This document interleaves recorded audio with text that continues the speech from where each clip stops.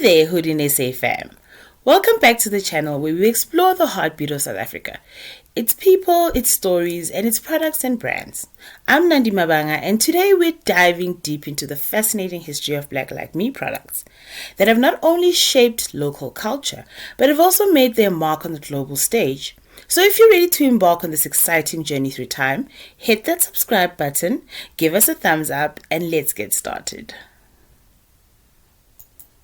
I got woken up at about 1, 2 at night that my factory was on fire. And when I got there with Connie, we immediately obviously left. When we got there, we realized there was no way we were going to save this factory. And what was actually quite sad about it was that I had left the factory. I was the last person to leave the previous night at 6 o'clock. The following morning, I was starting a 24-hour shift. So I'd already had meetings with everyone, and I was going to meet the new shift coming at 6 o'clock. I was going to open for them. And obviously they found me there, people were crying, and I joked with people. I said, you know, you can understand, people are they're crying, but they're not obviously crying for my factory, they're crying for their jobs. And I said, I have to really find a way to really save the situation. Started selling hair care products. This super care. Within 19 months, I was their top sales person, earning 3,500 4,000 rands a month. I mean, the 1984 was serious money, you know. One day, an opportunity came that I approached Johan, and only to really find Johan was ready to embrace our thoughts. I said, Johan, Joseph and I can sell the stuff. You can really make it. You're working for someone, let's go and really make it on our own. And Johan said, where do you get the funding? We said, leave that to us. And Joseph and I sorted out the funding for our business, and Johan brought in the technical know-how. But I think what is interesting is that Johan, as much as he brought the technical know-how, he brought another strategic aspect of our business. He brought his white skin, because we needed someone to deal with the official dome. And Johan really played that role, which I think for us was major. And it helped, and it worked. Here it is almost 28 years later. Herman Samtseu Philip Mashaba, born 26 August 1959, is a South African politician, entrepreneur, and the current president of ActionSA, a party he launched on 29 August 2020. He served as the mayor of Johannesburg from 2016 to 2019. He is the founder of hair product company Black Like Me.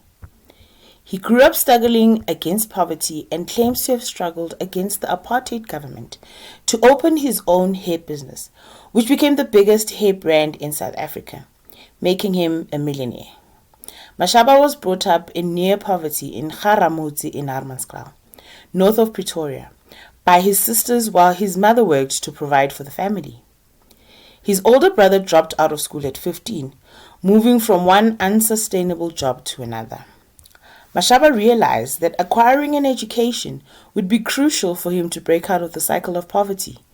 He graduated from high school, but did not complete his tertiary education. His first 2 jobs were as a clerk at Spar, and then at a furniture manufacturer.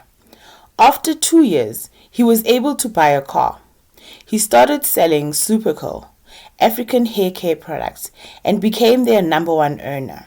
He soon realized that these products excited him and that he wasn't content to be just an employee. He partnered with his white Afrikaner colleague at Supercurl, Johan Kriel, and fellow salesman Joseph Mulantwa to launch the company Black Like Me. It was launched on Valentine's Day in 1985 with a 30,000 rand loan from Mashaba's friend, businessman Walter Dube. Mashaba later bought out Kriel and Mulantwa. What started out as a small working space, a 200-liter drum, and a few decanting bottles grew into a factory of enormous proportions and a large staff contingent. Soon after they started, they secured coverage and marketing with SABC by sponsoring a hair and grooming series on TV. The company grew and thrived beyond Mashaba's wildest dreams, with Connie at his right hand keeping a formidable eye on the finances. They were able to buy their first home in 1986, and the following year they bought one for Mashaba's mother too, which gave him the greatest joy of all. By 1990, Black Like Me had acquired its own land in Mabopane and built a state-of-the-art manufacturing plant supplying hair care products to the entire country. In the middle of a typical township, the plant stood as a symbol of black hope. But success breeds enemies, and in November 1993, a devastating fire destroyed everything. Arson was suspected, but the crime remains unsolved. An astute marketing man, Mashaba knew he had to get BLM products back on his consumers' shelves as quickly as possible. Using a nest egg and taking what he could from his insurers, he bought 827 Richards Drive, Midrand, and began the task of rebuilding the company for a second time. As South Africa experienced its first democratic elections in 1994, Black Like Me once more embarked on building its market share.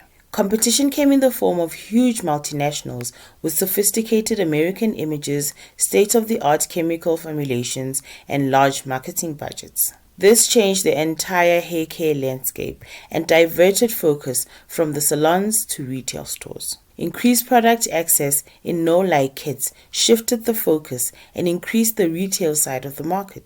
Extensive marketing by these multinationals eroded Black Like Me's market share and drove its management back to the drawing board to re-strategize. A multinational partner with Colgate was taken on to provide capital, research and development, and infrastructure to assist the company to expand its markets. The acquisition provided better formulations, new packaging, and 7 million rands worth of advertising. Unfortunately, the move did not impact on increasing market share locally or internationally. High price structures, inflexibility, and incorrect product mixes into the retail sector made a once quality affordable brand too expensive for potential customers.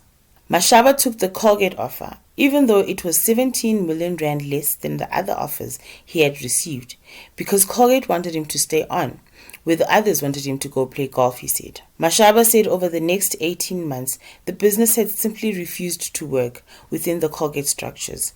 He explained how formalized structures implemented within the business had increased costs and had reduced the company's ability to react quickly to changing market conditions.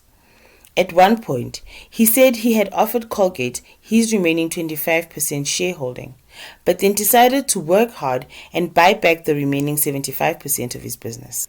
The acquisition lasted until mid-1999, when Herman Mashaba decided to buy back Black Like Me. Once again, Black Like Me went it alone as an independent black company. In 2000, the competition was so tough, it looked like Black Like Me would never regain its place in the market. However, by August of that year, with slow, deliberate effort on the part of its CEO, the management team, Black Like Me, broke even, and the company was back on track to meet challenges of the new millennium. Re-employing some of the key staff that had left during the acquisition, Herman Mashaba and his team turned the business around by the end of 2001. Black Like Me was the fastest growing hair care company in the country. The year also saw the launch of Special Solutions, an upmarket hair brand catering for the middle-upper level consumer, and Permanent Hair Care Color and Perfect Choice Color to meet the demands of the young, trendy, fashion-conscious market. The company also expanded its African base and is set on the road to become a global player. The company experienced a 46% growth by the end of 2001. Its mission as it rolls out internationally is to manufacture lifestyle grooming brands for the international African consumer and to provide quality affordable hair care, cosmetics, body care, and fragrance to its target market. Its vision is to expand business operations internationally in the next 5 years and build strong brands that will be embraced by Africans globally. As a successful African entrepreneur, Herman Mashaba was invited to address a NEPID initiative organized by the German government in Berlin in 2002. His presentation to German and African business people showcased Black Like Me as a successful African business, positively projecting Africa's potential to succeed against a backdrop of deprivation and poverty. It is hoped that forums like these will dispel the negative perceptions that the Western world has of Africa.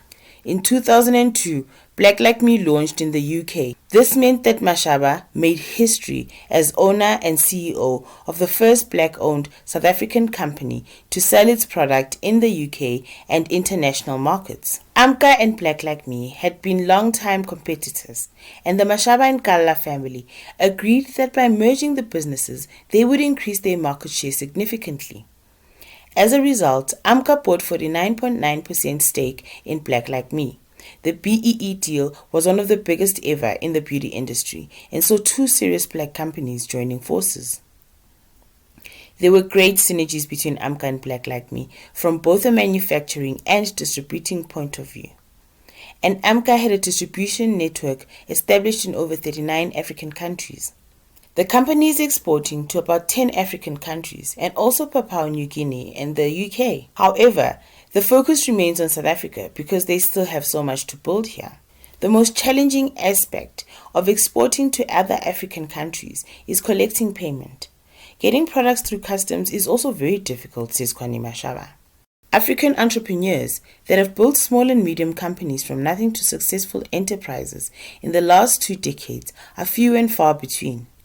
Herman Mashaba certainly falls into this category and is still working at making his company a symbol of hope for future generations.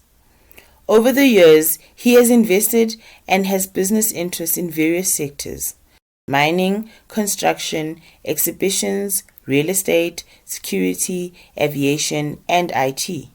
Mashaba is also a music lover, and after 5 years of secret lessons, he revealed himself a pianist.